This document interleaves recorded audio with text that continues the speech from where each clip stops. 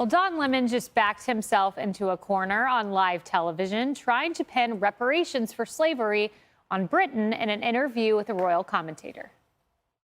And then you have those who are asking for reparations for colonialism, and they're wondering, $100 billion, $24 billion here and there, $500 million there.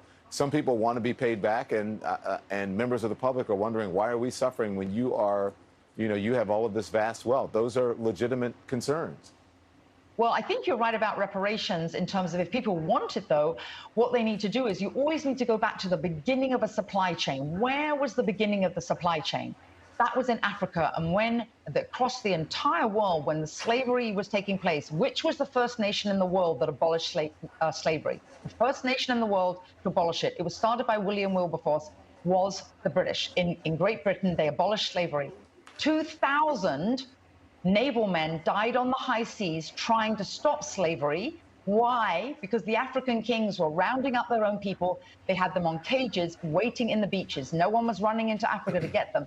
And I think you're totally right. If reparations need to be paid, we need to go right back to the beginning of that supply chain and say who was rounding up their own people and having them handcuffed in cages. Absolutely. That's where they should start. And maybe, I don't know, the descendants of those families where they died in the high seas trying to stop the slavery, that those families should receive something too, I think, at the same time. It's an interesting discussion, Hillary. Thank you very much. Absolutely epic. That went viral, Raymond.